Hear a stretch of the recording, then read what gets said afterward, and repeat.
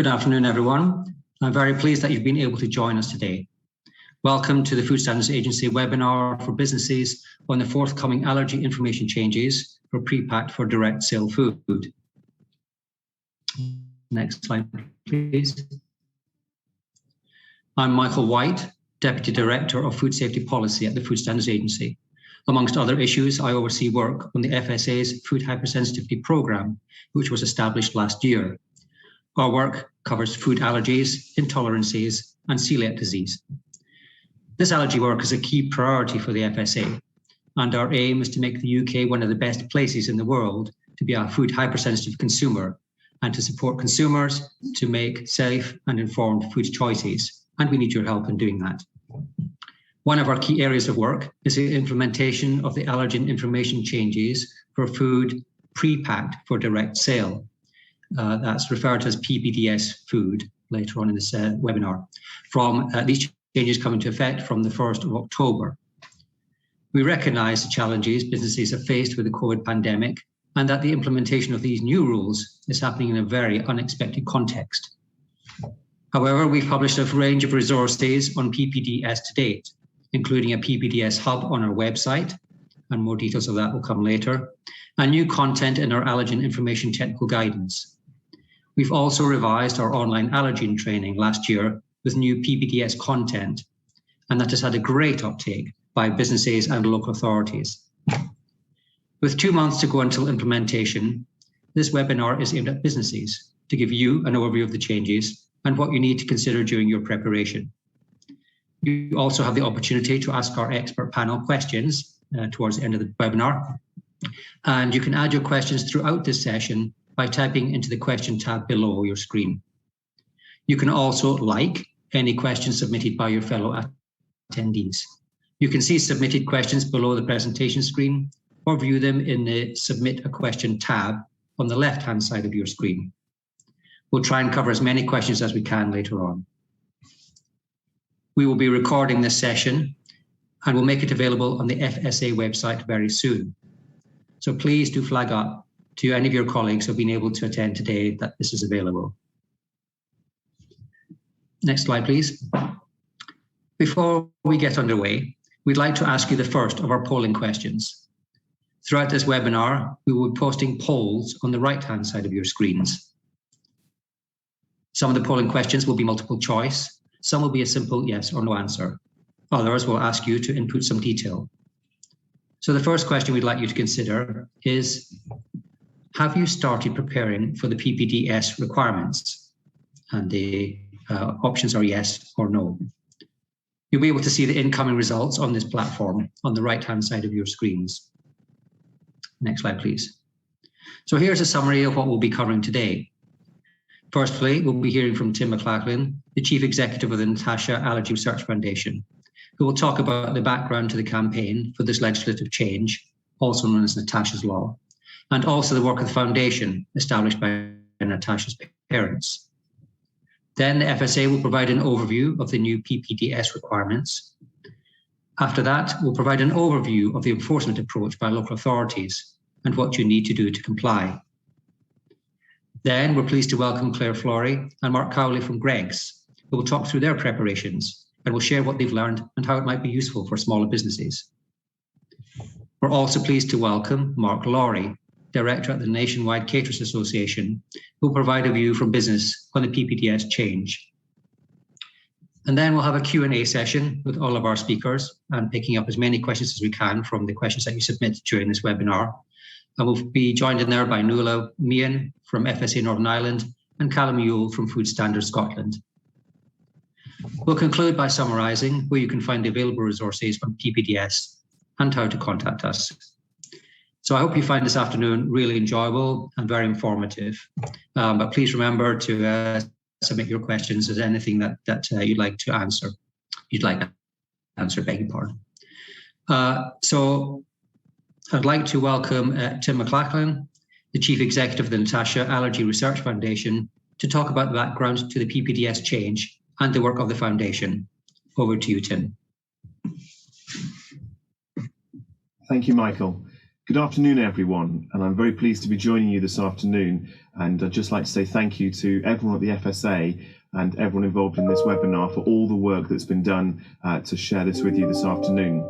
And I would echo Michael's call that if you've got colleagues who aren't able to watch this afternoon, they might be away on annual leave or somewhere else, then please do share the recording that will be circulated. So I'm here to talk about why this legislation has come about, what's important about it. And Natasha Allergy Research Foundation was founded by Nadim and Tanya Ednan-Laperouse following the tragic death of their daughter Natasha in 2016. Many of you will remember the story of how she ate a baguette and got on a plane, but sadly died of a severe allergic reaction, an anaphylactic reaction, as a result of it containing sesame, one of the allergens to which she had a very serious allergy. And unfortunately, the packaging did not need to display the allergens that it contained.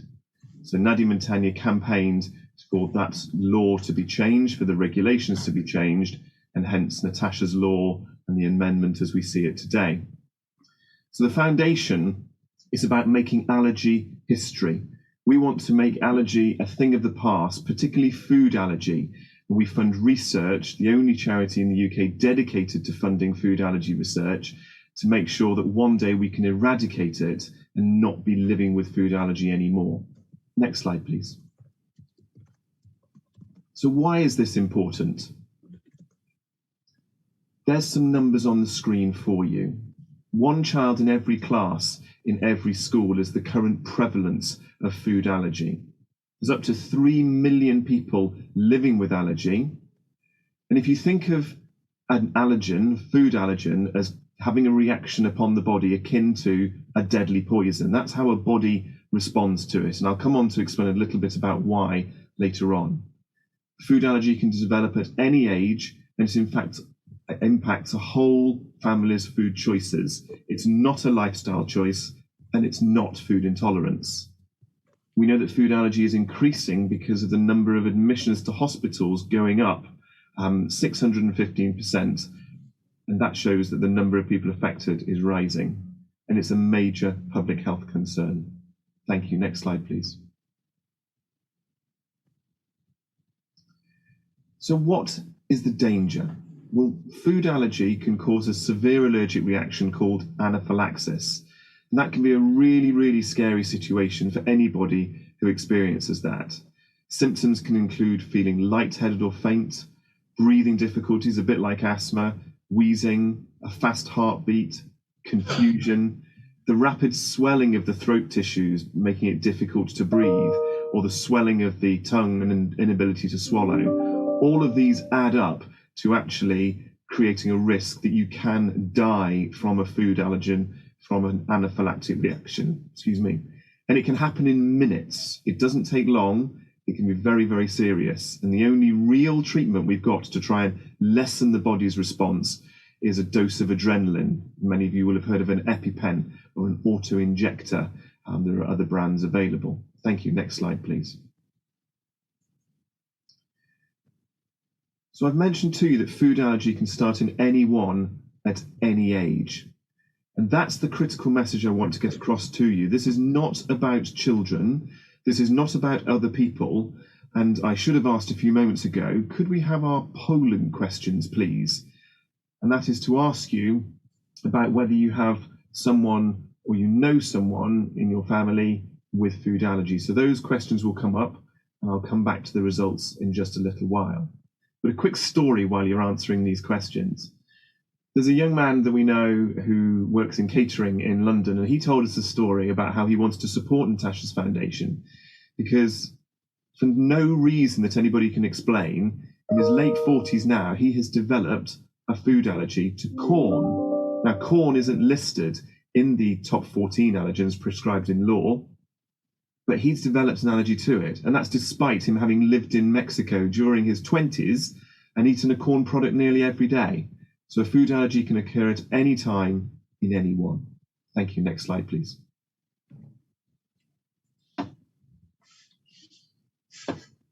So why do we get food allergy?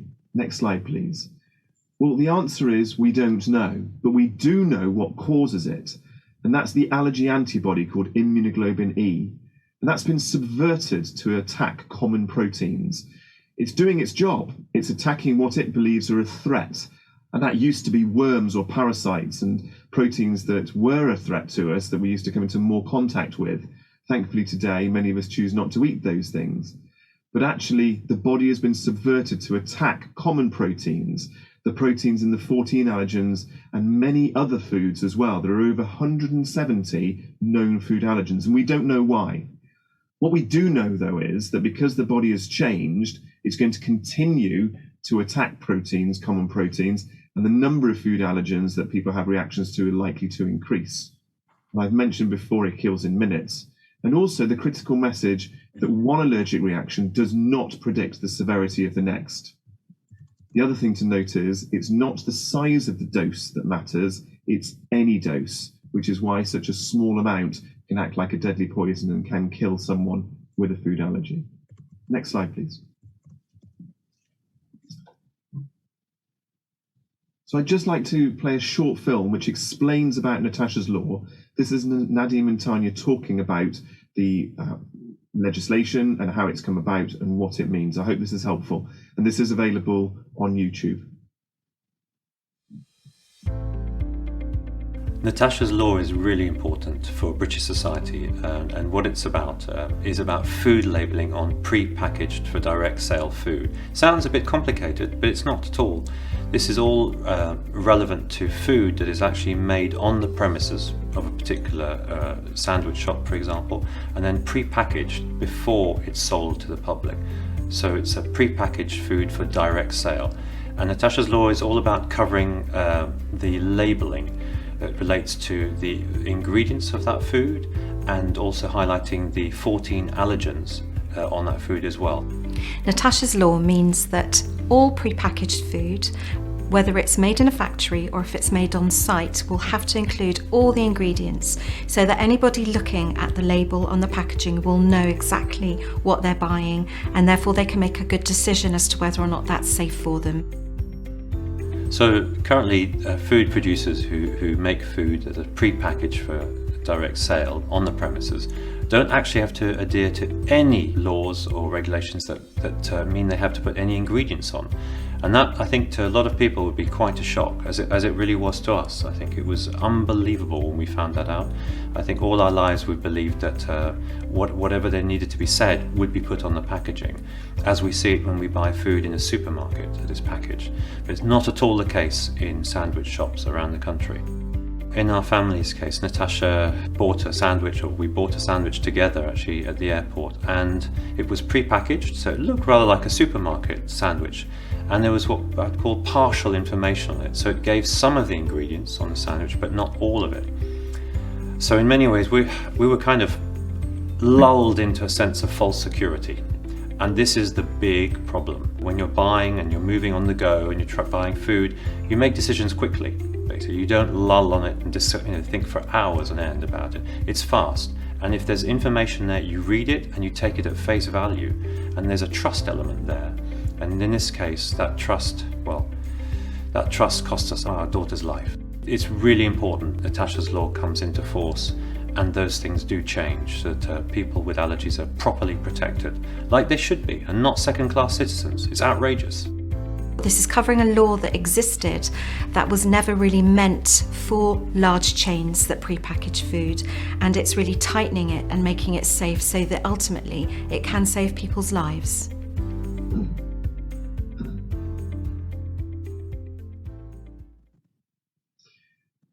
Thank you. So I hope that was helpful to explain the background to the tragic story that led to Natasha's law.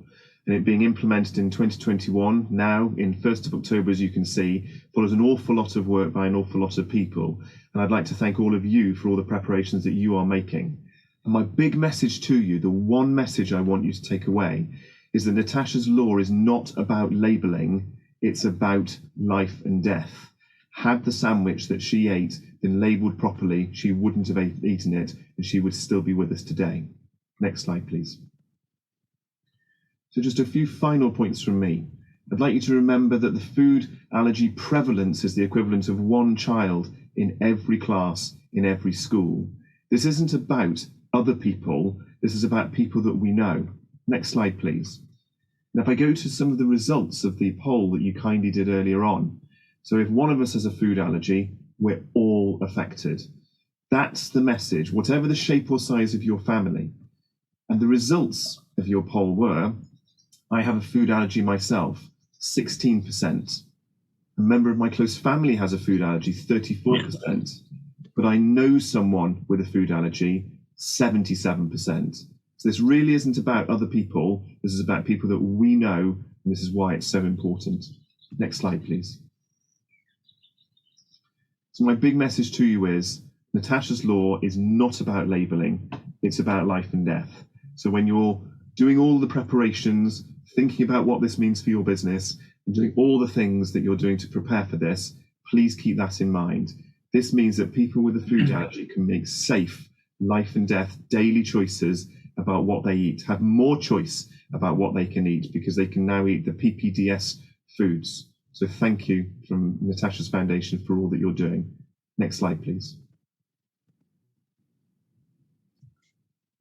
And that's just a final message to say, Natasha's Allergy Research Foundation is about making allergy history. Please support us, please fund us if you're able to, and we're very pleased to be working with the FSA to raise awareness of Natasha's Law. Thank you very much, and I'll hand back to Michael.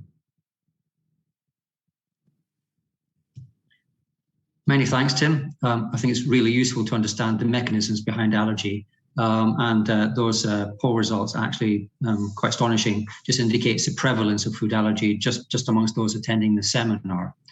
A bit of an eye-opener, I think, for everyone. And now I'll hand over to Arvind Thandi from the Food Standards Agency for an overview of the new PPDS requirements. Arvind. Thank you, Michael. I'll be giving you an overview of the new. I work in the Food Hypersensitivity Policy team in the FSA on projects that aim to improve the quality of life for consumers with allergies, intolerances and celiac disease, and this includes the work on the PPDS changes. Next slide, please. So firstly, I'll just give you a reminder of the current rules on providing allergen information. And these are set out in regulations that have been implemented since 2014. So firstly, let's look at pre-packed food. And pre-packed food is food that is packed by one business and supplied to another business, or food that is packed by the same business at a different site. And the rules for pre-packed foods are that they must be labelled with a full ingredients list with any of the 14 major allergens emphasised in the ingredients list. Next slide, please. Any food that doesn't fit in currently, any food that doesn't fit into that definition of pre-packed food is considered non-pre-packed food. So non-pre-packed food includes any food that is not in packaging or is packaged after being ordered by the consumer. And it also includes the category of food known as pre-packed for direct sale. So food that is packaged at the same place it is offered before being ordered. So for food in this non-pre-packed category, at the moment, food businesses have some choice in how you provide allergen information to consumers. For example, it can be provided in a written form, verbally, or a combination of the two. And it's very important to signpost customers to where they can obtain this allergen information. The FSA's view is that it's always important for a consumer and a business to have a two-way conversation about allergens. And that message was at the heart of a recent campaign we carried out that can encourage young people to always speak up about their allergies when ordering food. Next slide, please. So this slide summarises where we are now before 1st of October with the provision of allergen information. So we have the blue box on the left setting out the position for pre-packed food, which requires labelling. And with all other food that is surrounded by the red line, there is some choice in how a business presents mandatory allergen information. And that includes food that is not packaged or is packaged after being ordered in the blue box on the right.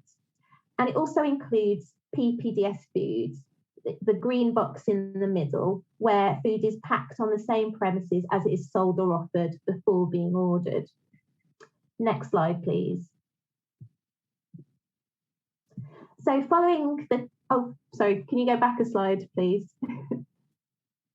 Sorry. So following the campaign for Natasha's Law, changes in regulations have been introduced in all 4 nations of the UK. And so from 1st of October, there is a change in the requirements for pre-packed for direct sale food. And this slide illustrates that shift. So for food in the middle green box, the requirements are now more in line with those for pre-packed food. And so these changes bring more consistency in the provision of allergen information between pre-packed and pre-packed for direct sale foods. And some of the evidence gathered during a public consultation in 2019 showed that it is often difficult for some consumers to distinguish between pre-packed and pre-packed for direct sale foods, and that they can assume that the absence of allergen information on PPDS foods means food allergens are not contained in the product. So the PPDS changes do mean more food products will now need to be labelled. Next slide, please. So to confirm, the term pre-packed for direct sale applies to foods that have been packed on the same premises or site from which they are being sold or being offered if no financial transaction takes place, and the food is packed before being ordered by the consumer. And to note, the term site refers to a building complex, such as a shopping centre or airport terminal, in which the same food business operates from more than one unit in the building complex. And it's also important to note that PPDS foods also include those packaged on other premises if the food is offered for sale from a movable or temporary premises, such as a marquee, market stall or mobile sales vehicle, but it must be packed by the same food business who sells it. Next slide, please. And it's important to note that for food to be defined as PPDS, it has to be packaged so it meets certain criteria. And food is considered pre-packed or pre-packed for direct sale when it is put into packaging before being offered for sale and the food is fully or partly enclosed by the packaging.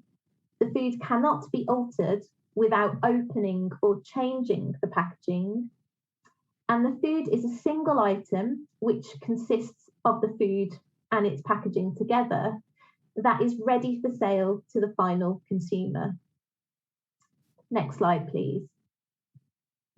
So some examples of where this packaging definition applies and so would make food PPDS are any food completely packaged in cling film, or say bread placed in a paper bag with the bag folded over or twisted to encase the bread, or sweets contained in a plastic bag that is tied with a knot or sealed. But to note, to meet this definition of packaging, the packaging does not need to be sealed, and it could include, for example, paper bags that are folded over or twisted, or boxes that have tabs to shut them. Next slide, please.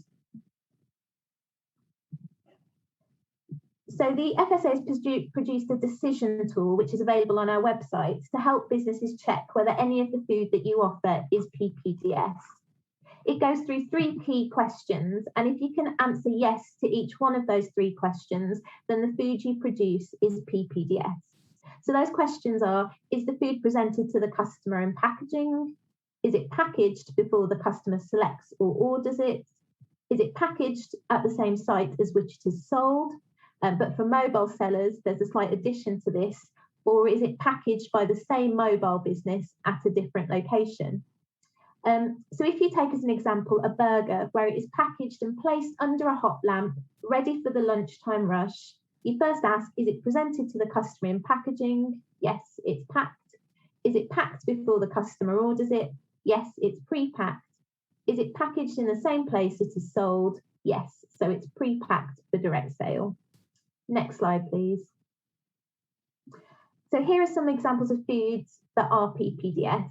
So sandwiches that are packaged and sold from the same premises, bakery products that are packaged and sold from the same premises before a customer orders them, fast food that is packaged before a customer orders it, and also supermarket products that are packaged in stores such as pizzas, rotisserie chicken, and pre-weighed and packed cheeses and meats. Next slide, please.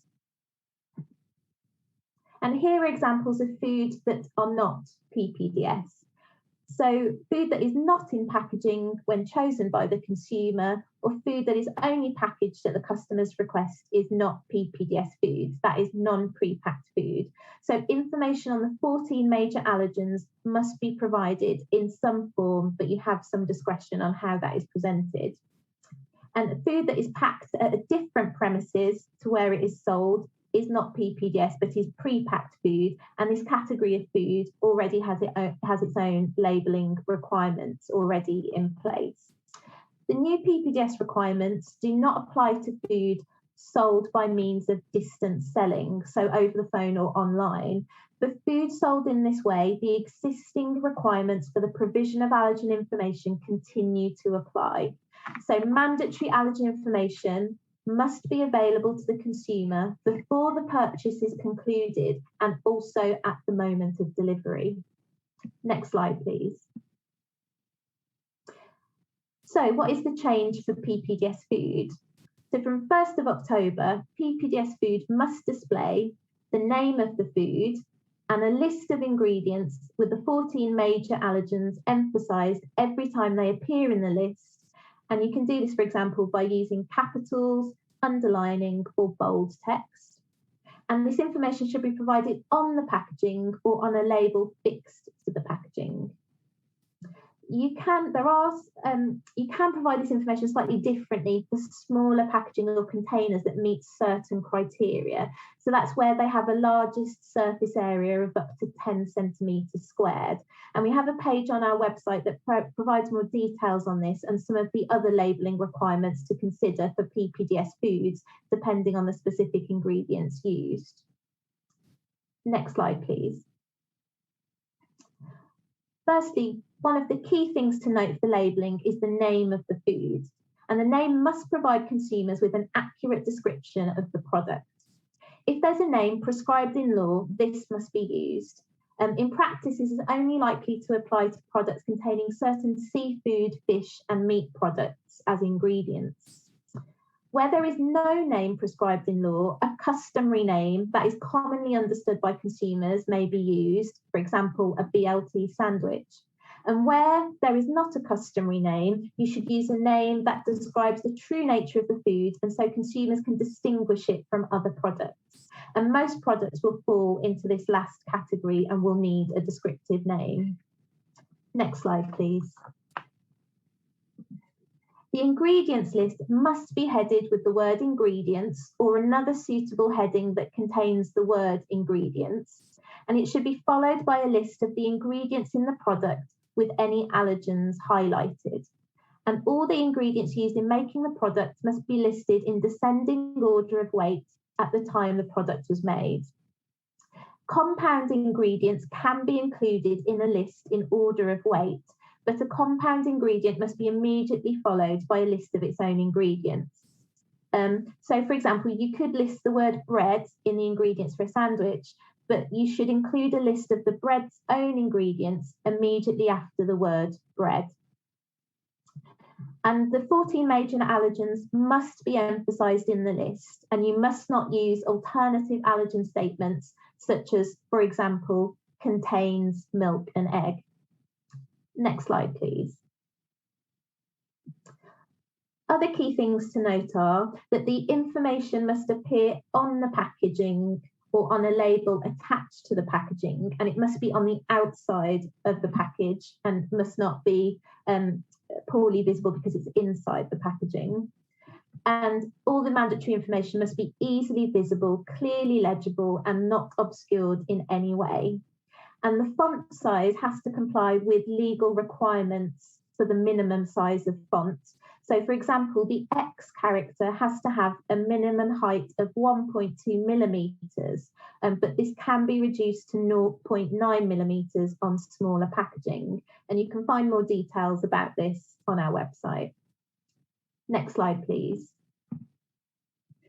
And here are some of the practical considerations you might look at depending on your business model. So labels can be handwritten as long as they meet the requirements for font size and are clearly visible and legible.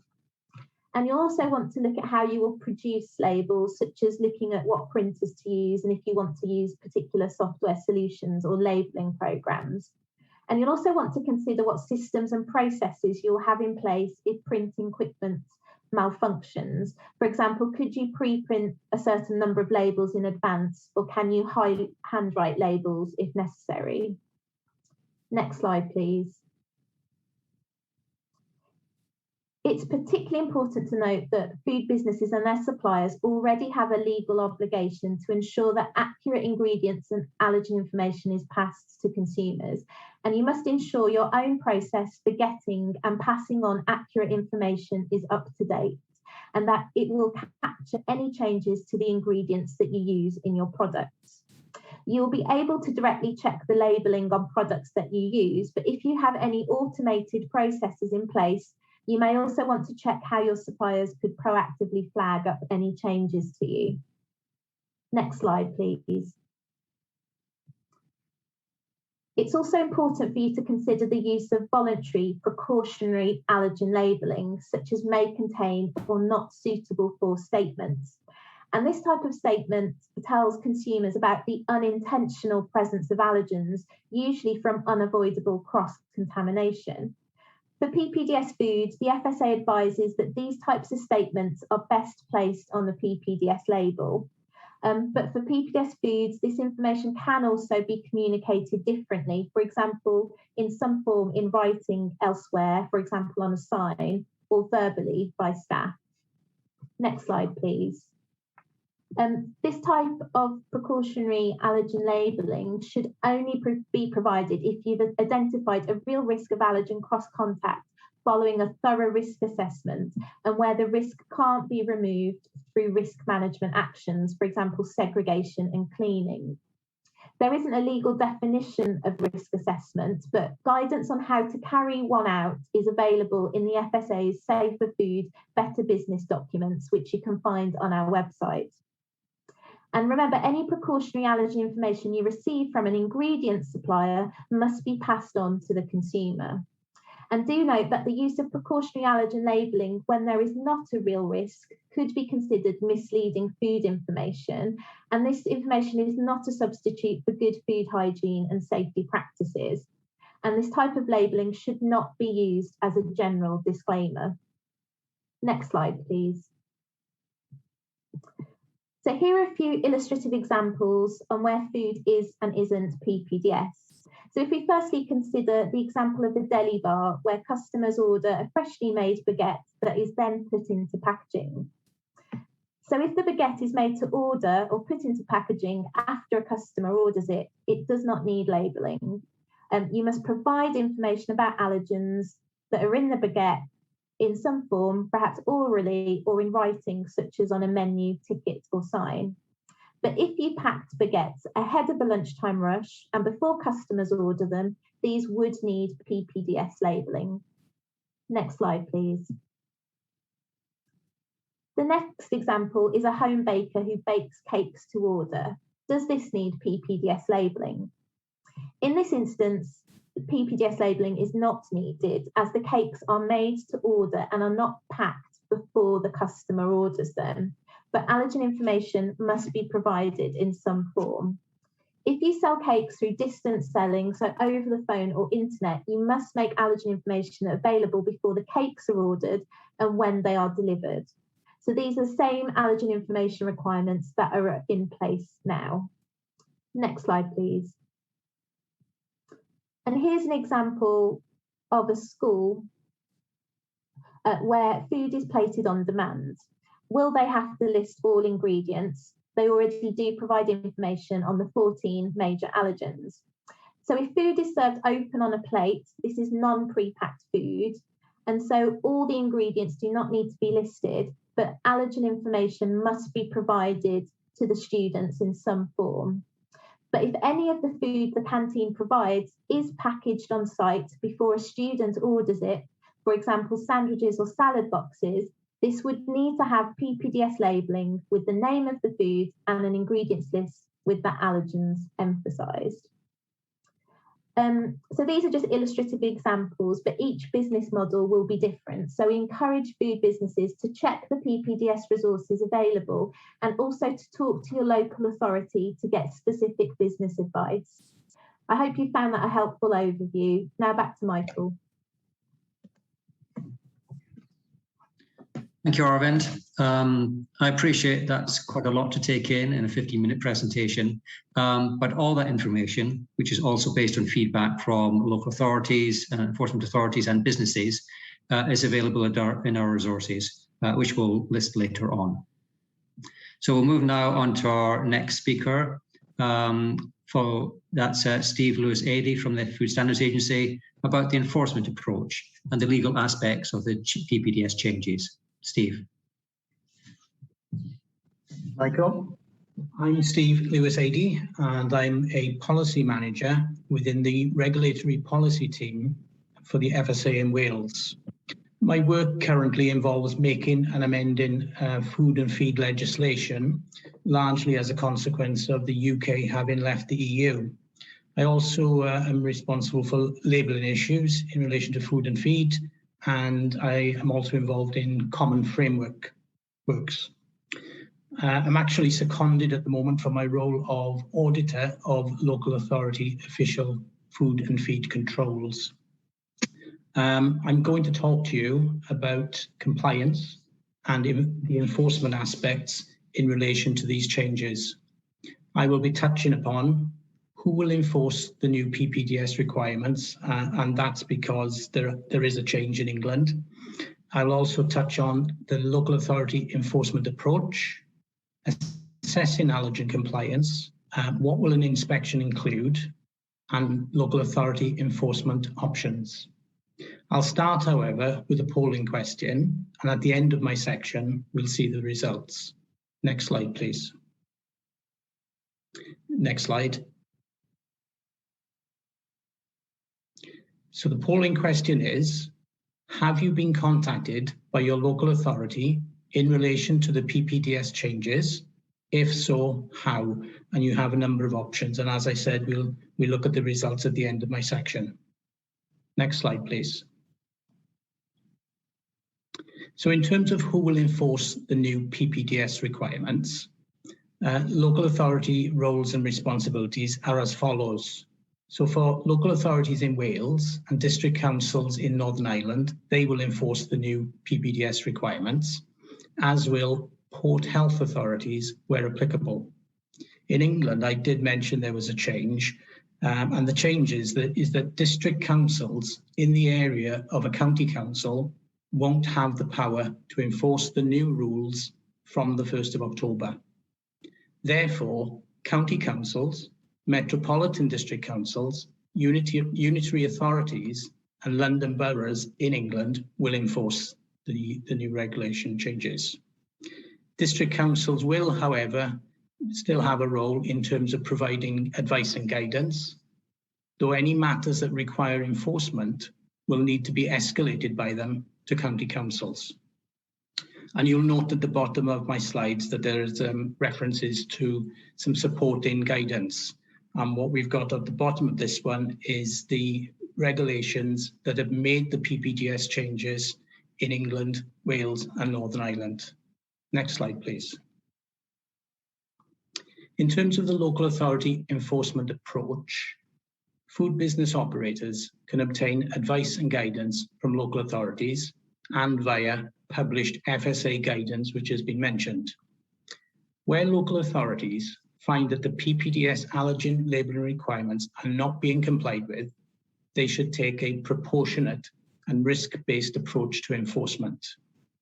So local authorities will take account of, amongst other things, the seriousness of any non-compliances and the attitude and willingness of the business to correct any problems. That is to say, local authorities should take a graduated, proportionate approach based upon the Food Law Code of Practice and their enforcement policies.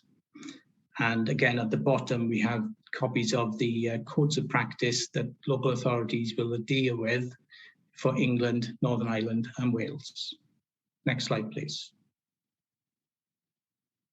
in terms of assessing allergen compliance, it is a fundamental part of every food standards and food hygiene intervention where relevant, including for low-risk businesses where alternative enforcement strategies may be used, and when conducting non-official controls. Alternative enforcement strategies include sending a questionnaire to businesses to find out the type of business that they're undertaking. Authorities then will assess the results of the questionnaire and determine whether an inspection is needed. In some areas, environmental health officers will undertake this work as part of their food hygiene assessment. And in other areas, trading standards officers may undertake the work as part of their food standards assessments, where they will be looking at food composition and labelling. The message is, I guess, that whether you have contacted or visited by environmental health or trading standards, you can expect to discuss allergens and PPDS. Next slide, please. So what will an inspection include? During an inspection, local authority officers may cover the following areas. So they'd be looking to see if any of the foods that are being produced or sold are impacted by the new PPDS requirements. Are they labelled correctly? Is there the name of the food, the ingredients list? Are allergens being emphasised in the ingredients list? How are the foods made or packaged? What equipment is being used? What areas are they being packed or made in? What packing lines are being used? Are you using the same packing lines for products that are distinct and different? How are you cleaning equipment and the areas that you use to trade? How are you preventing cross-contamination? What about when you store products? How are you preventing cross-contamination there? How are you keeping segregation between products to prevent cross-contamination with allergens? They'll also look at what allergen and ingredient information you receive from your suppliers. And as was said earlier, we'd expect you to pass this information on to consumers. They look at record keeping, and that's needed because for traceability purposes, if allergens are subsequently found to be contained within a food product, a product recall may be required. Next slide, please. In terms of local authority enforcement options, as I said earlier, and we link to the food law code of practices for each nation. So local authorities follow the food law code of practice and their local enforcement policies. Each local authority will have an enforcement policy. Listed in that policy will be a number of enforcement options available to them. This will include issuing advice and guidance, warnings, simple cautions, and in the more serious cases, prosecutions. Fines for breaching the allergen requirements of the new pre-packed for direct sale requirements can be unlimited. In addition, local authorities may serve a food information regulation improvement notice for any non-compliances with the PPDS requirements. The notices will include what is wrong, why it's wrong, what you need to do, and by when. So it clearly set out what you need to do and what they've discovered. Breaching a notice is an offence. You'll normally be given a timescale in which to complete the work that is required. Failing to do so could be an offence. Local authorities will decide what course of action to take based upon the merits of each case. And what we've included here at the bottom is the food information regulations for each country, so for England, Wales, and Northern Ireland. Next slide, please.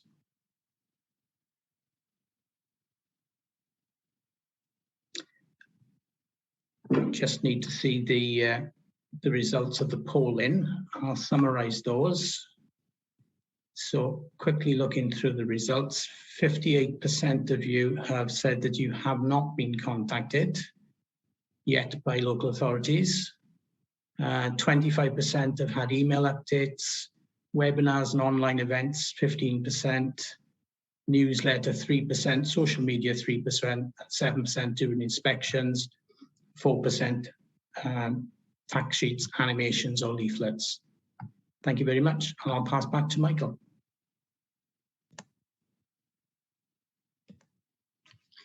Thank you, Steve. I think it's important that whilst you need to provide this information from the 1st of October, we do want to help you get this right. So if you're unsure, seek early advice. It really helps you as a business and can be significant for some of your customers.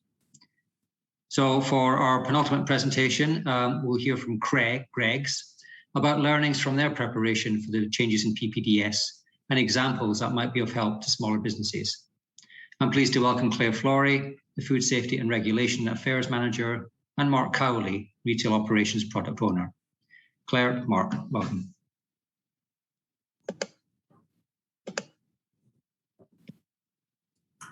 Thank you, Michael.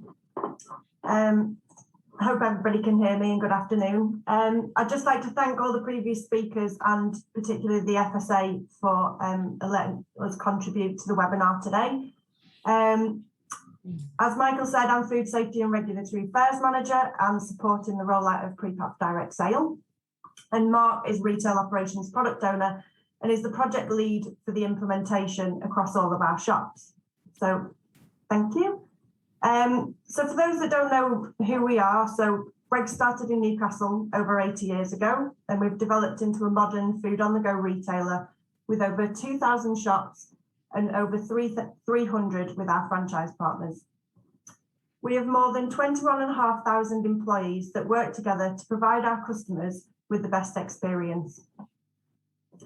We continually work hard to develop our offer to meet customer demand and develop in locations that our customers want us to be, so retail parks, high streets, service stations, and even in the comfort of their own home.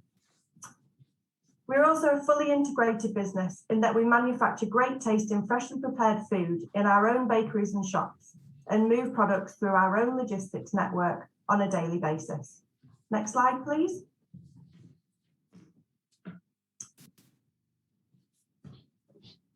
So we have a varied range of products that we sell with a mix of pre-packed food, loose foods, and pre-packed for direct sale. So sausage rolls, salad pots, breakfast sandwiches. And due to the format of our shops and the food that we do offer, we haven't really changed our product range to accommodate the requirements of pre-packed for direct sale. But we have been working on a number of ways that we can make our products safer for our customers. Next slide, please. So what have we been doing for the past 18 to 24 months? Well, as Tim's already talked about the tragic story of Natasha Ednan-Laperouse and her parents' campaign to introduce vital information onto prepackaged foods and what we now know as Natasha's Law. Greggs has fully supported the change in legislation from the first consultation, and we believe strongly that the availability of information and the safety of our customers is paramount. We want to ensure that all customers have accurate allergen information available every time. Next slide, please.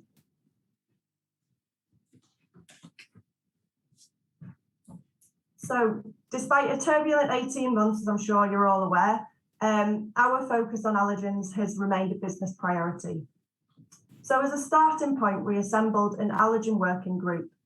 This was a multidisciplinary team, and we continuously review emerging factors and risks and implement changes as required.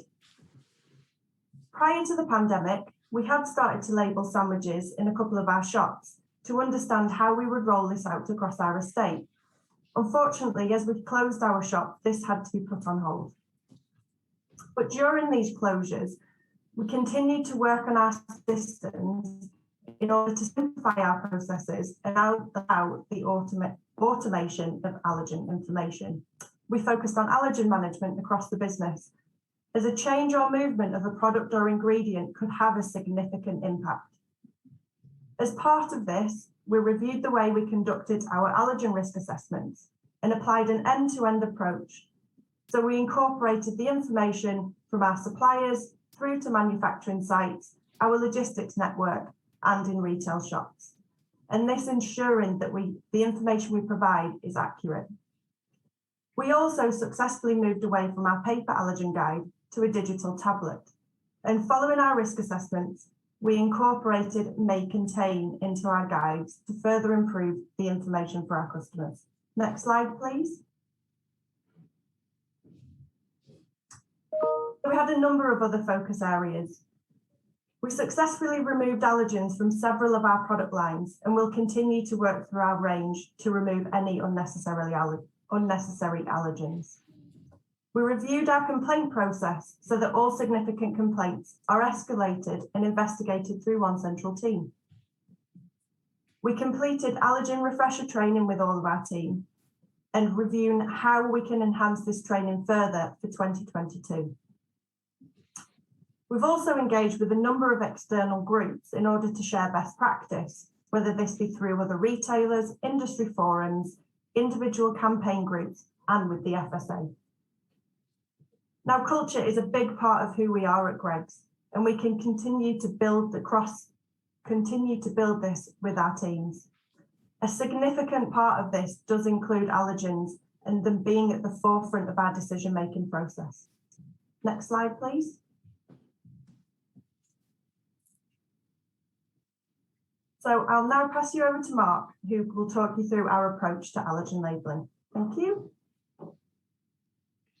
Thank you, Claire. Good afternoon, everyone. Next slide, please.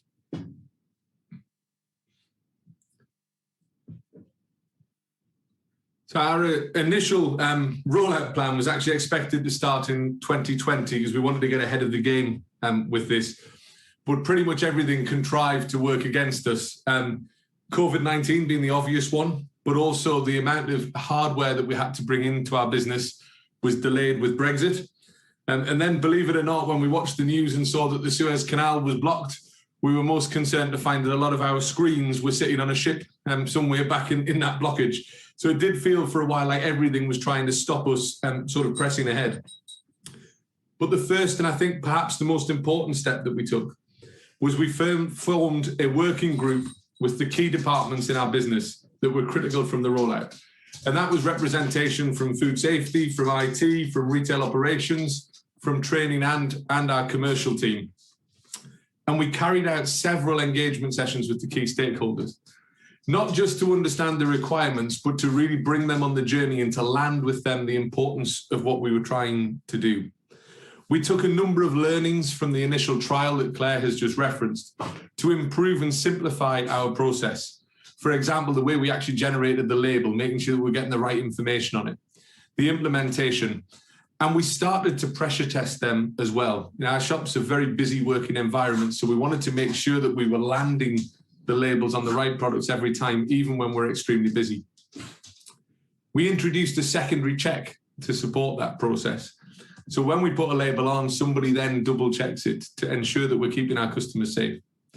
In addition to the core solution that you're going to get a bit of a preview of today, we also created a central support portal, which takes integrated data from our central spec system and adds it to the labels. And we then have a two-stage gated process to release labels to the system that really does give us confidence that we're going to have accurate information on every label every time. Basically, what we were trying to do was to ensure that our teams are really well equipped. So we also focused on educating, training, and making sure they have all the support documentation they can. One of our key learnings as well, actually, has been to have a super user or area champion on every area group or in every franchise partner across the country, because we know that our shops learn better from peer-to-peer learning rather than us sort of pushing central messages out. And next slide, please. We then had to make some decisions on our products and interpret and understand what exactly pre-packed for direct sale was. And it wasn't a simple task. And we've had many discussions internally and with other retailers and, of course, with guidance from the FSA as well. So our sausage rolls and donuts that are sold from the counter are loose. And allergen information for them is contained within our allergen guides. But we do sometimes, just to complicate matters, pre-pack those things and put them in bags and boxes and put them out on display, in which case, of course, they need the PPDS label. Our sandwiches are sold from fridges and chosen by the customer. So it was quite simple that they were definitely, undoubtedly, categorically PPDS and needed labels. But we do have some other products that kind of sit in both camps. So we have soup that we place on our hot unit with a lid on, ready for the customer to select. So that is PPDS. And then we have, and requires a label, but we also have some soup that is held in a big vat, and we cup it up, if you like, as the customer orders it. So that doesn't require a label. So we did have to start to make those decisions and make sure that we fully understood first what PPDS was going to mean for Greggs, what it was. But then critically, we have to make sure that we engage with all of our colleagues across the business to ensure that they always understand which products need to be labelled and which don't. So we've tried to distill that down in a simple way. And I think, again, that's a key learning to take away to make sure that it's really obvious and really clear for the whole team as to what exactly needs a label on. Next slide, please.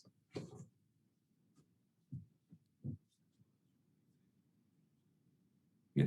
So to facilitate the changes to allergen labelling, we developed a production system that will support our ability to do this, make it simpler for our shop teams and automatically print the right number of labels for the right product. We've had some really good feedback from the shop teams. We've got it in over 150 shops so far. We've had some really good feedback from them, and the others are really sort of eager to start using it. But we want to give you a quick look at what that is. So we've just compiled this quick video to help engage with our teams.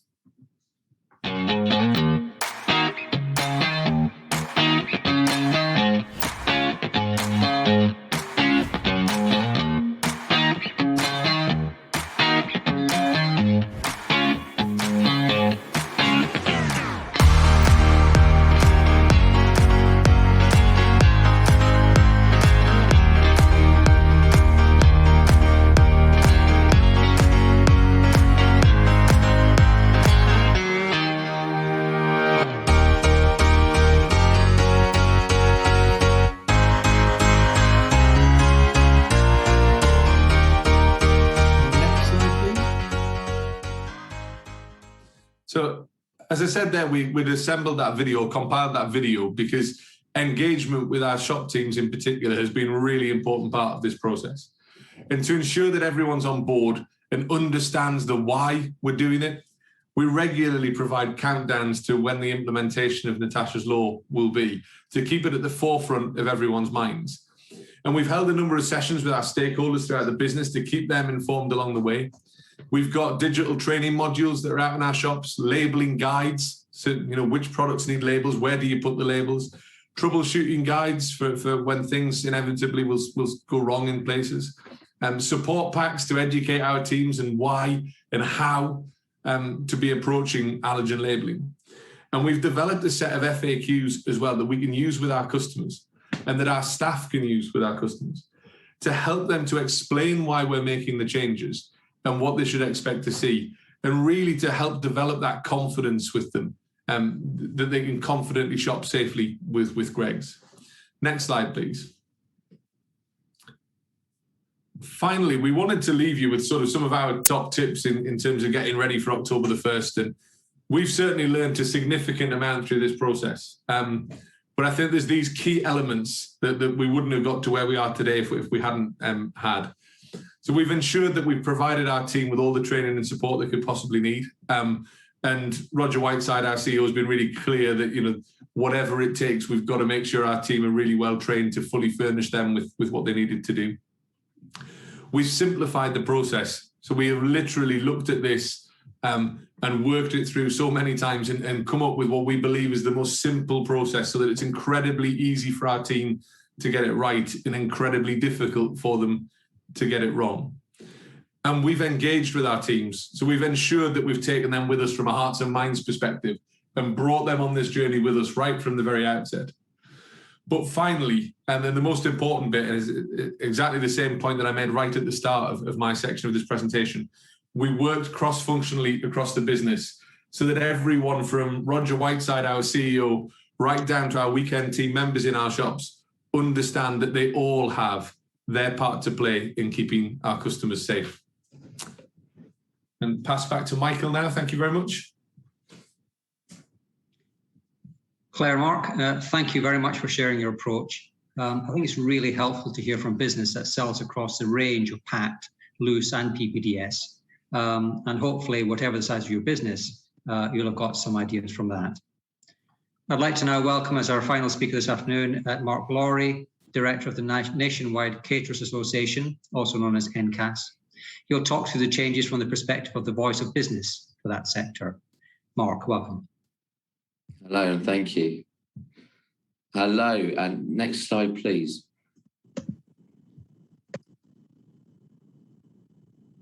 Hi, my name is Mark. I work for the Nationwide Caterers Association. We're the trade association for the mobile independent catering sector, and we currently have around 6,500 member businesses that we work with. Originally founded by mobile caterers, we've supported the industry for over 30 years, including the emerging street food scene, by providing the tools, support, advice that's required by businesses to enable them to run safely, legally and profitably. And we work with hundreds of startups every year who will obviously be extra impacted by these changes that are coming through. Some of you will be aware of the Primary Authority Scheme, which we are a member of, which is run through BEIS, and we work very closely with the Food Standards Agency on any new initiatives that are coming through, such as PPDS, and we support the work that they do as far as we can. Next slide, please.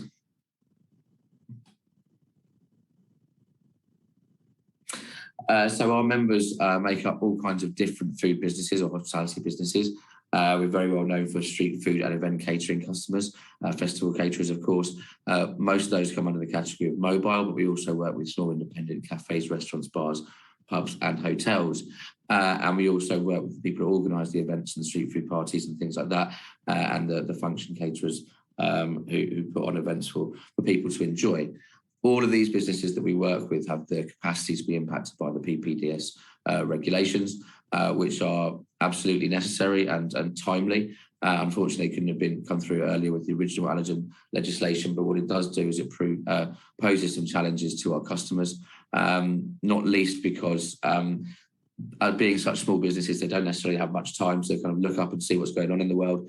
So many of them may miss the regulations as they come through. So that's why I'm here to try and let NCAS members and other small independent food businesses know that this does apply to you, this will impact you, and you have to be on top of it before the new rules come in on the 1st of October. Next slide, please.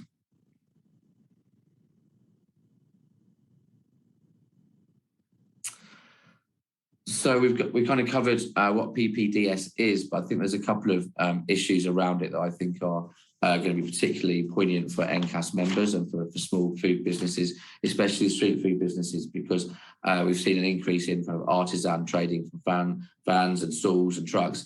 And a lot of these businesses will give away little pots of sauce or give away condiments or give away little bits and pieces with the main dish, but they may not realise that they may be required to label those packages effectively. One that I came across a couple of weeks ago was a customer selling really beautiful steak and chips, and she was selling little pre-packaged pots of sauce alongside it, chimichurri, gravy, and another, I think, cheese sauce, blue cheese sauce, all of which were not labelled at the time, but would need to be labelled moving forwards because they are pre-packaged before the customer orders them. They order the steak and then they say which sauce they want. So that would then be label required. If people are, as the gentleman from Greg said, if you're ladling sauce on from a pot, then that is not the case. So those are the kinds of things that we really should be thinking about. Obviously, sandwiches are the big one that would kind of come into people's thoughts, but other ones that came up and have really kind of surprised us recently, really kind of hit us in the face, with smoothies. There's going to be loads of, especially festival caterers out there, producing smoothies. They're not going to do every single one fresh to order. They're going to be making them and packaging them up. Those would now need to have full allergen and ingredients listings if they are pre-made and pre-packaged. So that's a big one that I think a lot of guys will, or a lot of customers might miss out on, thinking it's more about the food than actually liquids such as drinks and smoothies. So do be aware of that.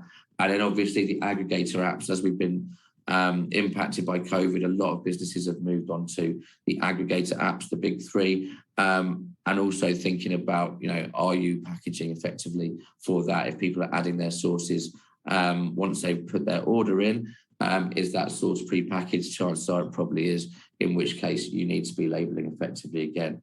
And of course, record keeping is the key thing.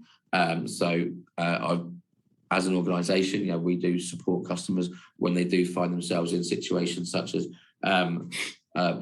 giving some allergenic food to a customer. I've been involved in 2 such cases, neither of which the customer was actually ultimately responsible for causing the problem. However, both of those customers were deeply impacted by that. So even though someone ate some food they were allergic to, it made them ill. Fortunately, on neither occasion, the affected person died, which is a blessing, absolutely. But considering the impact on the food business owners of having to try and keep their business afloat while realising that potentially they may have seriously harmed someone or potentially killed them through inaction or through not taking every potential step that they could have done. As I said, neither of those food businesses were actually ultimately liable or responsible for what happened. They'd done everything they had to do and everything they should do. Obviously, the allergen rules are changing now, so what they did last time may not be appropriate after the 1st of October. So we really need to start thinking about all of the food that we're handing over, all of the dishes we're producing, any of the food that we're buying in, especially sort of compound products, your ketchups and things like that. What's in these products that might be that might be dangerous to someone? Are you labelling that correctly? Are your staff aware of what's going on? And I think that the gentleman from Greggs really kind of nailed it. Is chances are you're going to get it right, but your staff may not. So it means a lot more to you. This is your business. So I think it's absolutely about engaging with your staff at the earliest opportunity, really kind of working through it, discussing it, thinking about all the different permutations and what could go wrong and what the obligations are and what needs to be done, and ensuring that your team are then able to do that. The other thing is actually, is it actually the right thing to do in the future? Or is it going to be safer to actually not pre-package food? Or is it actually safer to find a solution where you're not pre-packaging because you can't get the labelling right in the right time under pressure when you have lots of customers there? So thinking about it in terms of how do I remove risk, not just how do I comply with the law. Next slide, please.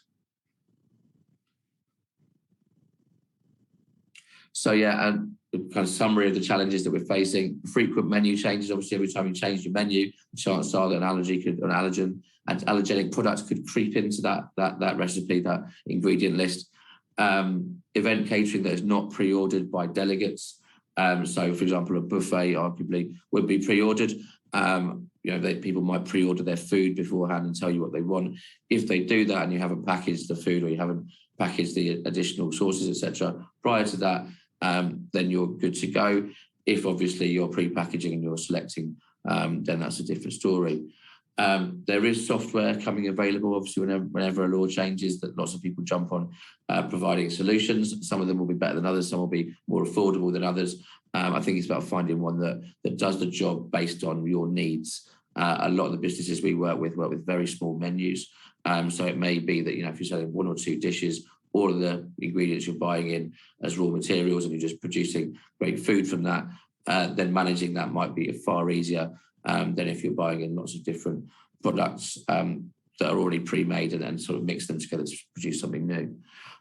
Printing labels, again, could become problematic, but it's probably the way to go. You don't really want to be relying on people being able to read your handwriting or handwriting to a certain size. So where possible, as the gentleman, I think Mark again from Greggs said, try and remove the risk, try and understand it from a question of how do we make this as easy as possible for our staff? How do we make it as hard as possible for our staff to make a mistake in? And obviously, great, the better you understand and your staff understand the labelling, the better. Checking with suppliers as well. Are they on top of what's going on, especially if you're using other small suppliers? Are you buying direct from farms? Are you buying direct from small producers? Are they on top of the allergen rules? Are they going to keep you up to date and abreast of any changes that are happening within their products? And obviously be aware that, if you're producing something at a central kitchen and then sending it out to site, then that's almost certainly going to be PPDS, depending on how you transport and hold that produce. And next slide.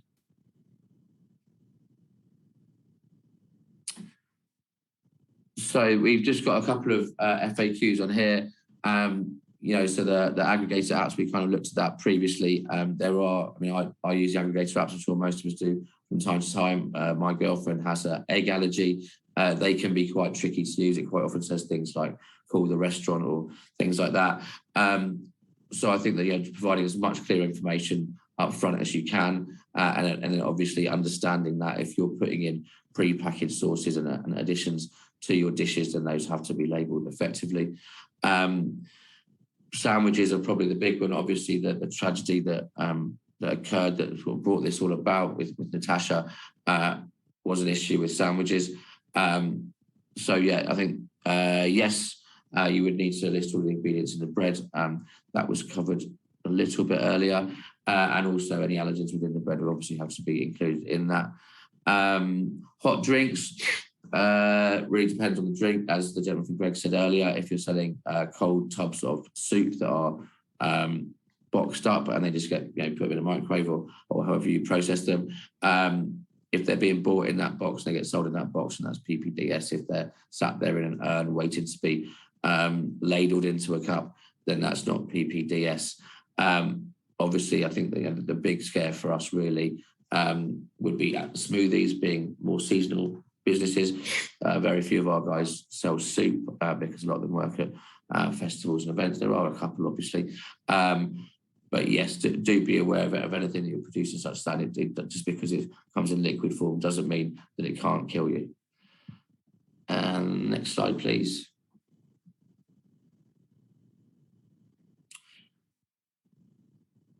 Okay, if we make them off-site and transport them unpackaged, then package them on site, do we need a label? It depends when it's been ordered, really. If you pre-packed it before the customer orders it, it's PPDS. If you've just got a load of food sat on the side, the customer orders one, and then you give it to them or you put it in a bag, as you give it to them, then that would not be PPDS. Sharing a hospitality menu with a lead book is sufficient enough to be classed as a pre-booking. So if the food's been ordered beforehand in bulk by a person or organisation on behalf of other individuals, the new PPDS rules do not apply. Food will only be PPDS if it is sold to the consumers from the same premises it's packed on, and there needs to be a physical presence between both parties. So yeah, if you pre-arrange to sell someone a load of sandwiches for a business lunch or a buffet, then it's presumed that that person is aware of and is agreeing to what they're ordering when they do it. Obviously, you have to provide any allergen information on request when they order it. Next slide, please.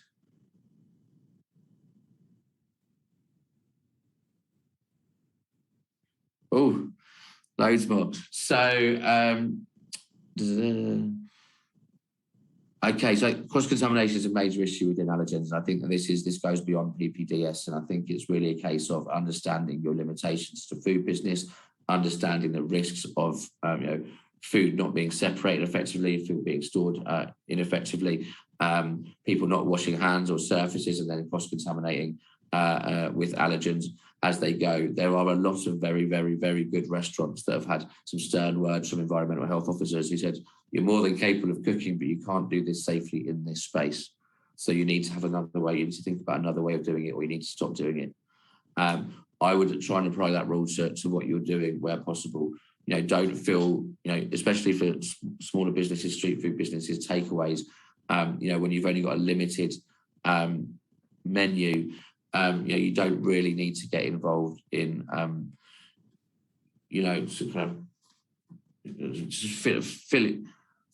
filling the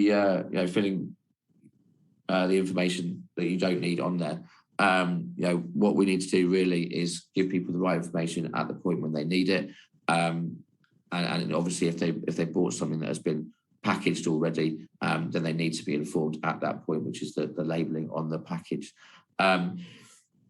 We just need to be really aware as food businesses what we're capable of and what the risks are. If you've got shellfish in your fridge, can you effectively separate it from the non-shellfish dishes or the products that are going to go into non-shellfish dishes? Those kinds of things are what you need to be thinking of, as well as, because PPDS is a change that needs to be managed, but it comes as part of a wider package around allergens. is designed to keep the public safe. And as we heard right at the start, this is an issue that affects an increasing number of people and a significant number of people across the UK. From an NCAS perspective, we obviously have the Allergen pack that we provide to all NCAS members. We will be providing more support in the run-up to the PPDS launch to all members, and also to people signed up to our newsletters, etc. We'll be providing allergen training in a timely manner, and obviously we have a team of staff here ready to answer your questions should you have any. Saying that, there are also environmental health officers. You have your local EH teams who are more than happy to field any questions, and the ever wonderful Food Standards Agency are there providing information, and also will be able to provide feedback and advice to you if you do have any questions. So don't feel like this is something that you need to put your head in the sand over. Don't think that this is something that happens to other people, or that allergens are something that people on diets misquote. This is very serious. People die if you get it wrong. You can end up in a lot of trouble if you get it wrong. It will take a bit of thought. It will take some training, and it will take some ingraining and embedding into the culture of your business. But it's something that you need to have ready for the 1st of October. You can move forward safely and legally and keep your customers safe. Next slide, please.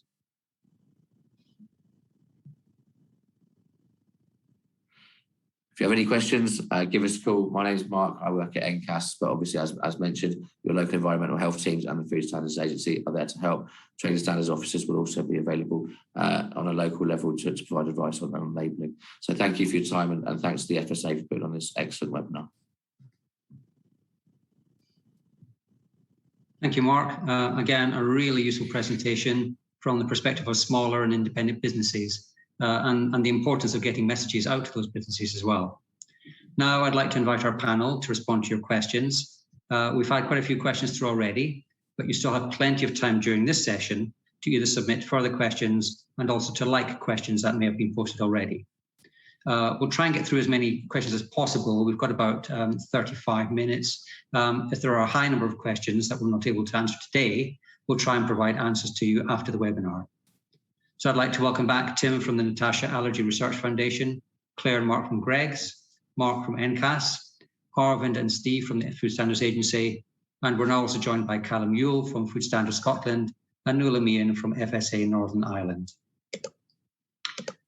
So the first question we've got from Sean is, and I'll aim this towards, direct this to Arvind, would products made and packed at a central location, then sold direct from 3 market stall sites, qualify as PPDS, or should these be pre-packed products? Arvind.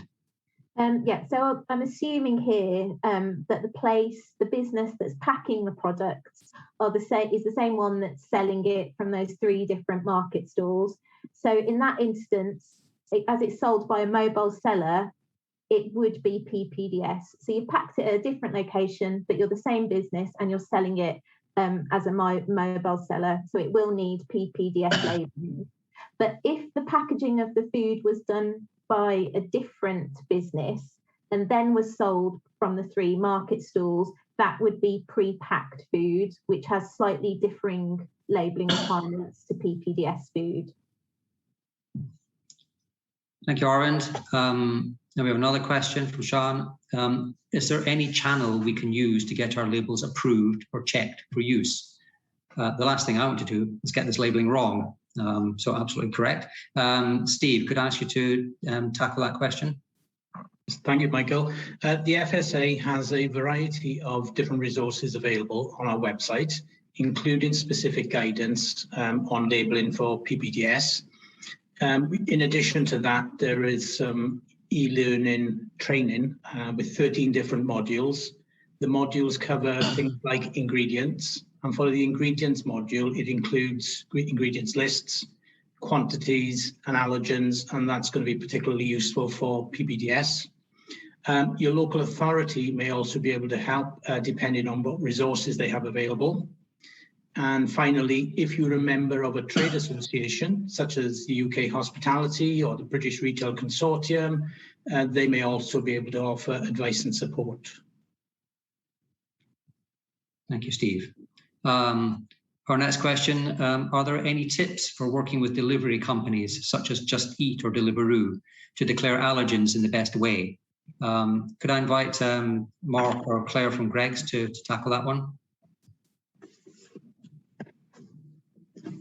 Yeah, might be. Oh, go on, Mark. No, you're all right, Claire, go on.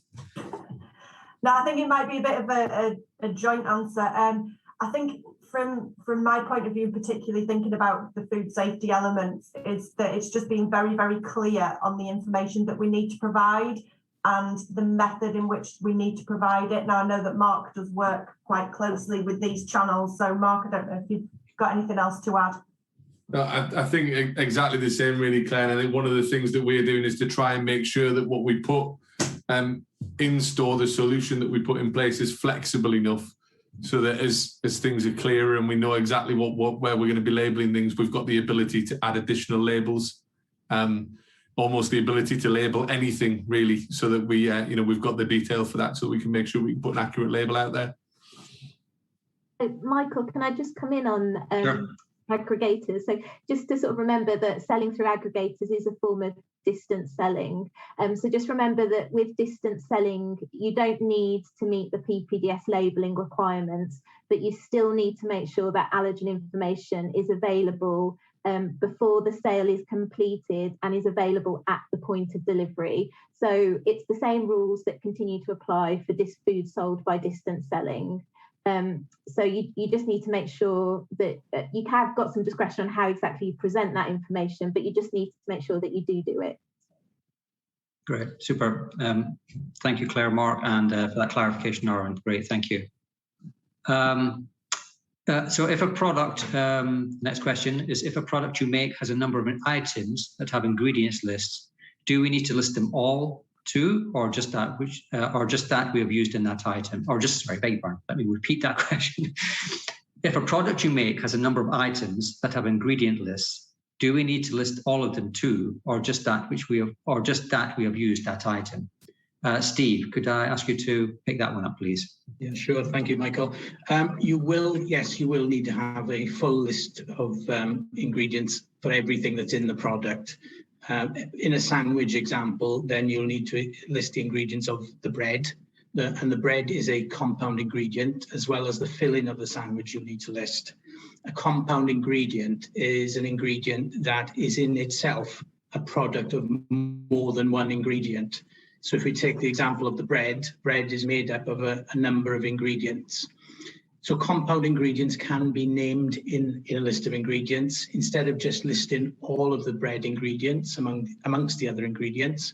For example, if you on the sandwich label, you could include the list of ingredients in the ingredients list with the name bread, and then the list of ingredients that the compound ingredients in the bread are listed in brackets after it. Legal requirements for compound ingredients are contained within Annex 7, Part E of the Retained Food Information for Consumers Regulation, and similarly Annex 7, Part E of the EU Food Information to Consumers Regulation. That's Regulation 1169, 2011. There are some exemptions in terms of small quantities of items. So, for example, if you have something that is a compound ingredient, but it makes up less than 2% of the finished product, then you wouldn't need to list them separately. Good practice, however, is to include them at the end of the ingredients list. Great, thank you, Steve. So the next question is, presumably packed lunches in primary school to be taken away from the premises will fall under the category of PPDS. Arvind, could you pick that up, please? Yeah, so just to remember, particularly schools, PPDS allergen labelling only affects food that you package and offer on the same site. So if you're making packed lunches on the school premises in anticipation of an event, such as a school trip, the allergen requirements might vary. So if the lunches are made and packed to order, these are not pre-packed before a customer orders them, and so they're not PPDS, but you still need to make sure you're providing information on the mandatory 14 allergens. But however, if you made a set of school lunches and packed them without specific orders from individual children and then offered them to the children to make their choices later on, then these would need PPDS labelling and should meet the new requirements. And just remember, if you've got multiple items within a packed lunch, you'll need to make sure that you're labelling or providing allergen information for each item in that packed lunch. And any PPDS items within that need to be labelled specifically. And remember, if you've got any pre-packed items that you've bought from elsewhere that's been packaged elsewhere, then that should already have a label on it and already be labelled appropriately. Thank you, Arvind. The next question, probably for Greg's, or it's actually directed at Greg's. It's a question of what was the cost of complying with the legislation? Are you able to answer that? Yeah, I can share that, Michael. So it's probably worth highlighting that a big chunk, so it was about £1,900 a shop is what we've spent in terms of sort of equipment things. But I think it is worth highlighting before anybody sort of falls off their chair that a big part of that was because we aren't in a position where I could sort of get a screen and a printer and go and put them into the shop myself, which you could do on a small scale for a small business. In our situation, at least half of that money was actually spent on getting a third party to go around the shops and install all the kit. And we've also put in more than a printer. So we did have a print solution that we could have put in that would have been about £350, but we've put in a printer, a screen, and a computer in the front shop and the back shop for belt and braces and stuff. So, we have probably gone further than is absolutely necessary, but it was about £1,900 a shop that we've spent. Thank you, Mark. That's really helpful.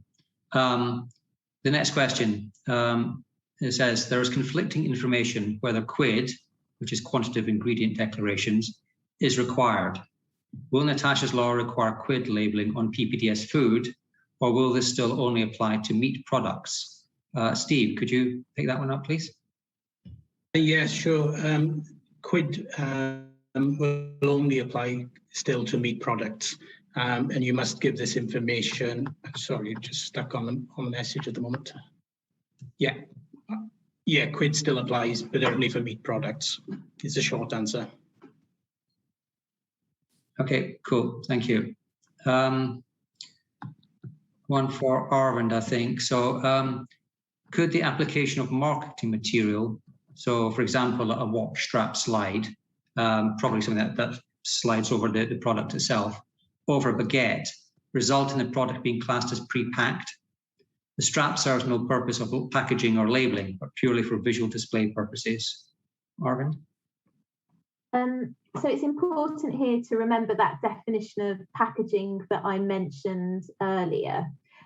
So for food to be PPDS, it must meet this definition of packaging. So you need to put the food into packaging before it's being offered for sale, and the food is fully or partly enclosed by the packaging, so the contents can't be altered without changing the packaging or opening it in some way. And the food should be a single item that is ready for presentation to the final consumer. In terms of this watch strap, only if it encases the baguette. So if you, to get to the ingredients, to alter the ingredients, you can only do so through changing the packaging in some way, then it would meet the definition of packaging. However, I assume a watch strip is a very thin cardboard sleeve that's not very wide. So in that case, I think it probably would not meet the definition of packaging, because you could probably get to the contents, you could get to the food product without altering the packaging in some way. But if in doubt, please look at that definition of packaging to check whether the food you're producing is PPDS. Good, thank you, Arvind. We've got a couple of questions now which are around the same theme, and I'll probably pass these to Arvind as well. So there are two questions. So one is, I'm a cake maker and attend wedding fairs with samples. What are the rules surrounding this, please? And the second question of the same theme is, do the rules apply to foods that are prepared and packed on the same site, but are given away for free as samples? In which case, is the term direct sale confusing or misleading? So just to clarify, the term PPDS does apply to food that is provided for free, not just food where a financial transaction takes place. So any samples that you offer will come under the PPDS rules. Will come under the PPDS rules. So yeah, you're covered even if you have to pay for a product, or even if you don't have to pay for a product. I know that the term pre-packed for direct sale might mislead in certain contexts. It is a sort of legal definition that already exists in legislation, and that's partly why it was used in the new legislation. But hopefully, if you just look at the definition of PPDS food and sort of consider whether you meet those three key questions that I highlighted earlier, you'll know whether the food you produce is PPDS. And yes, it applies to free food as well. Thank you, Arvind. The next question is a kind of situation one, probably another one for Arvind, sorry. So fish and chips shops sell curry sauce stored in a bain-marie. A customer can go into the shop and request a portion of curry sauce to take home in a pot along with their fish and chips. Please can you confirm this pot of curry sauce isn't classed as PPDS from the 1st of October?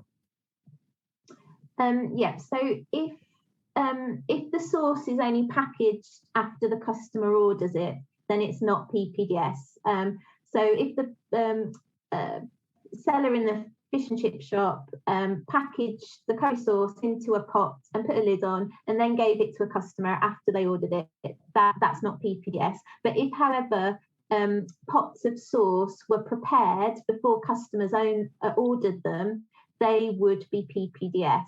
And would need to be labelled. But just to remember, if you have a small container or packaging where the largest surface area is up to 10 centimetres squared, then you can choose to present the information differently.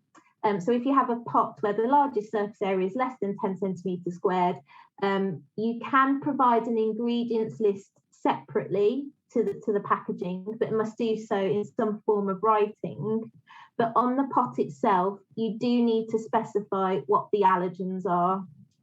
So you can provide ingredients list separately if you've got a small container of something, but you'd still need to put allergens on the pot itself.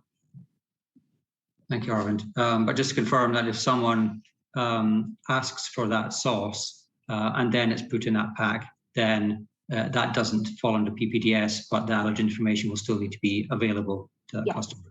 Yeah. Thank you. Probably I'll direct this one to Tim of the Natasha Foundation, but maybe I'll invite other people to come in as well. It's a kind of a broader question we've got here. So the question is, do you expect that while this new law will close one loophole, other instances may occur? For example, on products wrapped after ordering and taken away for someone else. Surely eventually they will have to be labelled too, especially if there's sadly a serious incident of fatality. So Tim, could I invite you to start this answer to this question? Well, the first thing is to say none of us wants another fatality, another incident. That's what we all want to avoid. So I would hope that we don't have to have anything else happen to create another change.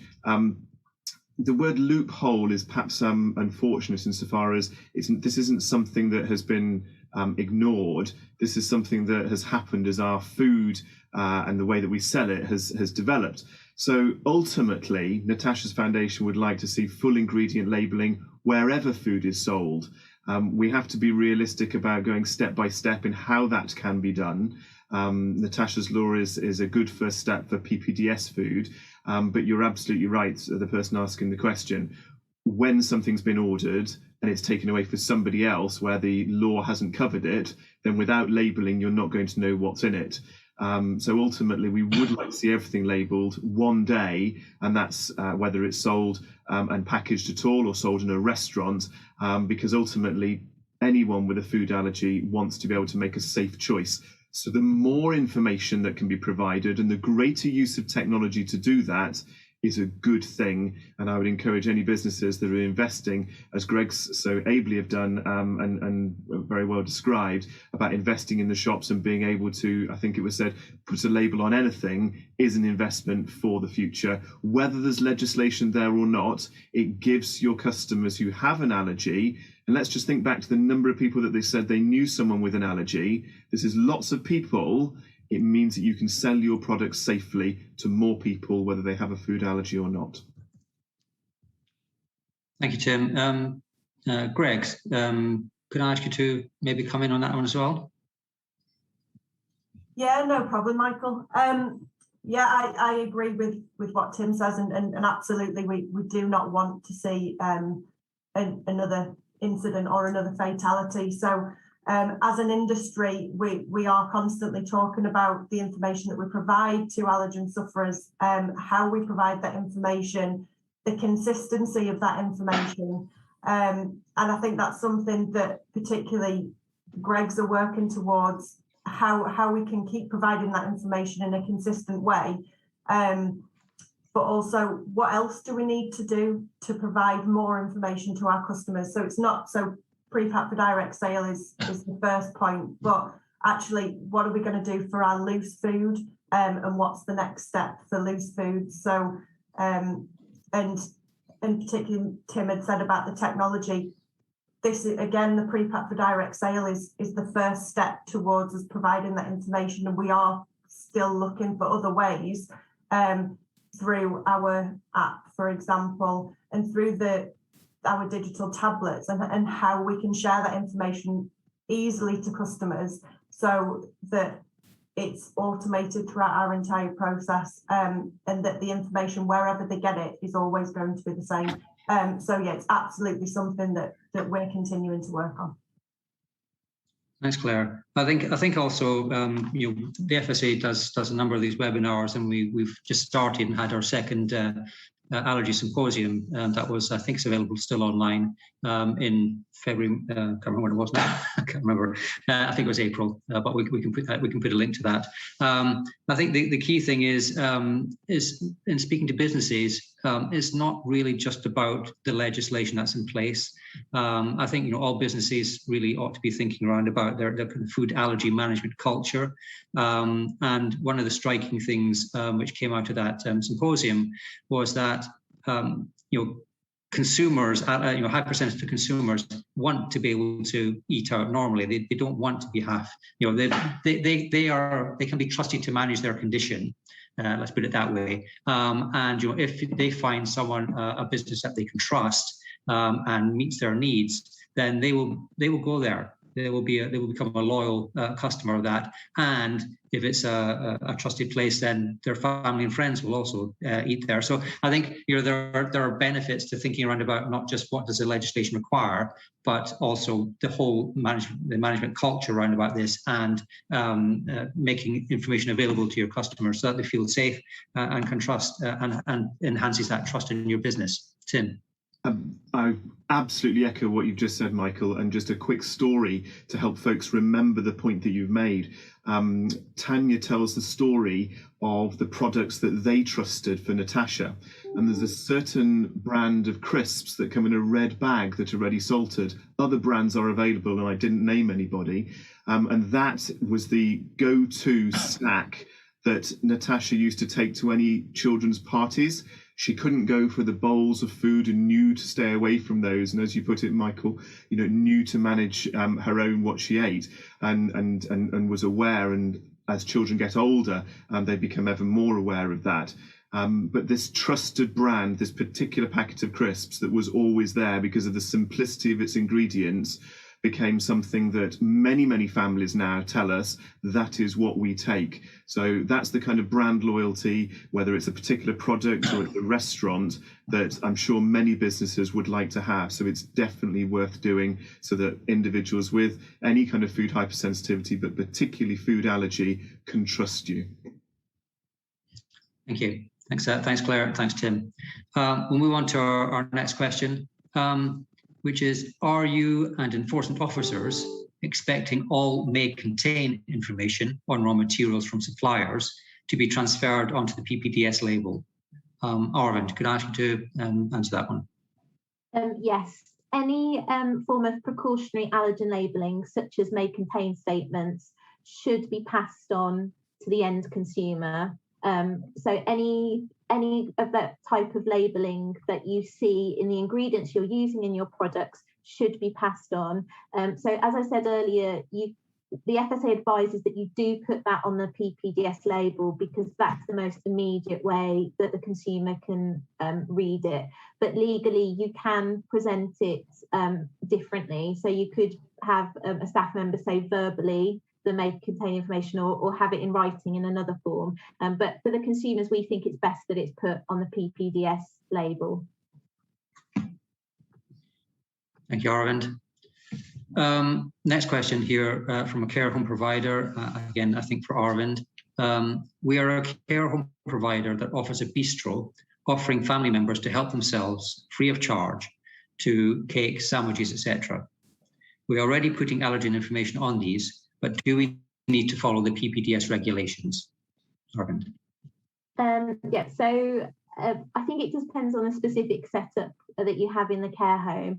But if, say, the cakes and the sandwiches are served on open platters, that would be considered non-pre-packed food because they're not packaged as individual single items of food.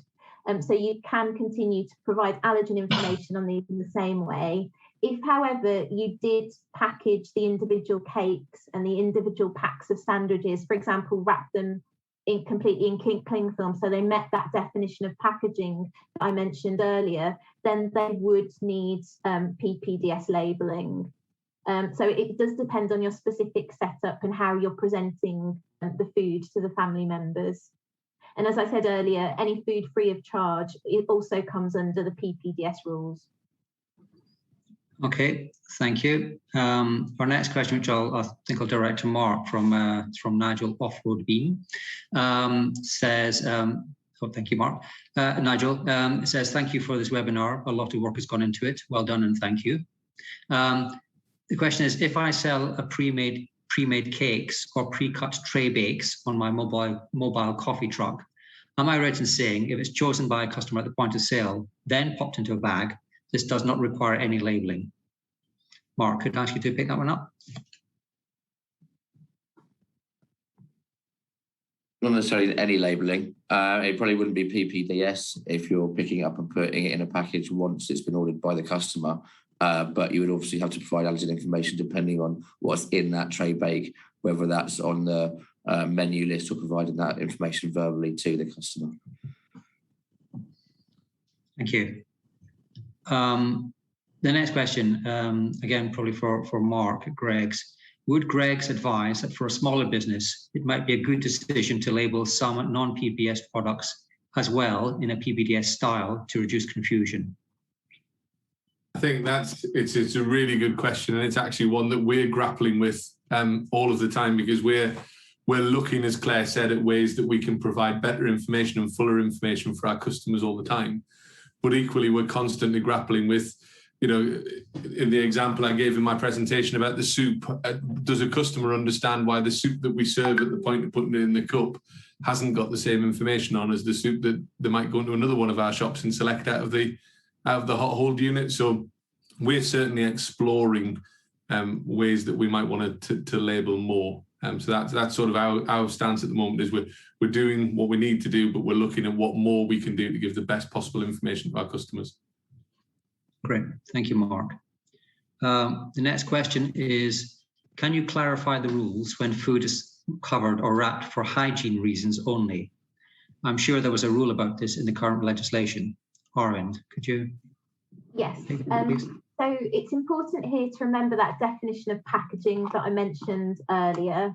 So the food needs to be a single item consisting of the food and its packaging and is ready for sale to the final consumer. And also the food fully or partly encloses the packaging. So you can't alter the contents without changing the packaging in some way. So that's the key thing to remember. So if you've covered something for hygiene reasons, so for example, if you've got a plate of food with cling film on it and you present it to the, and it's ready for presentation to the customer, if you hand it over, that would, as it is, that would meet the you'd have to follow the PPDS labelling requirements. If, however, you removed the cling film before it was presented to the customer, then that would count as non-pre-packed food, but you'd still have to provide information on the 14 allergens. And say if you're covering food while you're in the course of preparing a meal, during that whole process, it's probably not ready for the final consumer at that point. So you have to consider how the food is packaged when it's ready for presentation to the final consumer. Just as another example, if you say you've got food covered by a dome, if you hand it over to the consumer with the dome on and it's a single item of food, say, for example, a portion of sushi for an individual to consume and it has a dome on, if you hand it over with the dome on, that is PPDS food. But if you remove the dome before it's presented to the consumer, then that's non-pre-packed food. If you look at the definition of the packaging.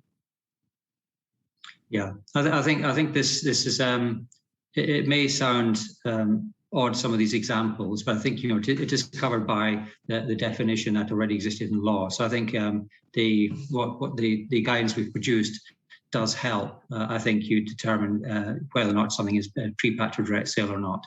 And as I say, if in doubt, you can always ask the local authority or enforcement authority as well. Moving on to the next question. If we pre-pack tomato ketchup, for example, in a ramekin with a lid for delivery purposes, does this need a label? All allergy information will be online prior to ordering. I assume we will need a label if in a catering unit for grab and go service. Arvind, could you, one for you again? Yeah, just to reiterate, so anything that is a sale through distance selling, such as the internet or over the phone, it doesn't have to meet the new PPDS requirements, but you still need to make sure that allergen information is provided before the sale is completed and is available at the moment of delivery as well. So I think it'd be good. So you can exercise some choice in how that information is provided, depending on your business model. And for example, if you're using a website. But there's also a mention that if you have it for grab and go service, if you are selling a product in person, that same product would need labelling if it is pre-packaged and is packaged and sold at the same place. So again, I suppose it comes to that question of if you're producing the same product, but you're selling it in store, but might also be selling it through distance selling, it's up to you to make a judgment call whether you also want to label the products that you're providing for distance selling. That will be a personal choice for a business. But legally, for distance selling, you still need to make sure that allergy information is available, although you have some discretion in how it's presented. Thank you, Arvind. And as a reward, you get the next question as well. Will we have to have the 14 allergens listed on the label, even though they're not present in the food that is packed? So you only have to list any of the 14 allergens if they are in the food. So if you compile your ingredients list and none of the ingredients are in that 14 mandatory allergen list, then you don't have to highlight any of the ingredients. But if, say, you've got a product that has milk, which is one of the 14 allergens, you will need to highlight it. So you only need to emphasize the 14 allergens on the label. So you need a full ingredients list, and it's only the 14 mandatory allergens, if they're present in the food, need to be highlighted. So just only if they're present in the food. Thank you. Yeah. So we'll take one last question, I think, looking at the time. So this one I'll pass to Steve. If we're using products that are pre-packaged with ingredients already listed along with the allergens, is it a fair assumption that it is a customer who decides if the product is okay for consumption? Thank you, Michael. If you're providing PPDS food that is correctly labelled with the full ingredients list with any of the 14 allergens emphasised within, then this will support customers to make a safe, informed decision about the food that they eat. Businesses should ensure that they can support consumers if they have any additional questions about the product. Good. That can end the Q&A session. Thanks, my thanks to the panels who fielded your questions, and thanks to the audience for all your questions and comments. And a big thank you to Tim from the Natasha Foundation, Claire and Mark from Greg's, Mark from NCAS, and Callum from FSS for making the time to join us today. Next slide, please. So I've got a couple more slides to do, but just before we move on, there's a final polling question for you, which will help us sort of direct our information, resources and tools for you. Where would it be most useful for your business to find information on the PPDS rules? Next slide, please. So to conclude, I'll just recap on the resources we have available on the PPDS changes. We have the dedicated PPDS hub on the FSA website, which provides an overview of the PPDS changes, our checker tool that you can use to see whether you're affected by the PPDS changes. We have 7 new guides providing information relevant to different sectors. We have published 6 of these, with the remaining guide for caterers due to be published very soon. And we have a page outlining labelling information that is relevant for the PPDS changes. There's also allergen information and labelling technical guidance, which was updated with PPDS information last year. And you can also access our free allergen and intolerance e-learning module, which again, you can find on our website, which includes contents on PPDS, and which has been really popular. So if you haven't used that or were not aware of it, please have a look at it because it's very good. Next slide, please. Clearly, there's a lot to think about here. We've had a lot of useful hints and tips from our industry speakers.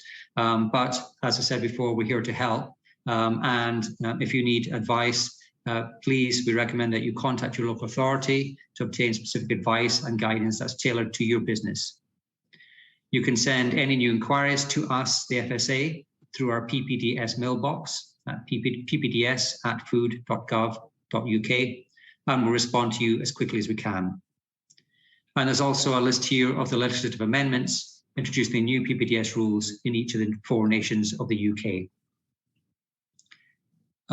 In terms of this webinar, we'll upload a recording of this webinar to the FSA website very soon, and it will also be transcribed in English. So please do let your colleagues know that it's available if they weren't able to attend today, or if you found this particularly helpful, please put it forward on social media so that others can pick it up as well. It would also be a great help if you could provide your feedback on this session by completing the evaluation questionnaire that will be emailed to you after the event. And now we see the results of the last polling question. So thank you very much for that.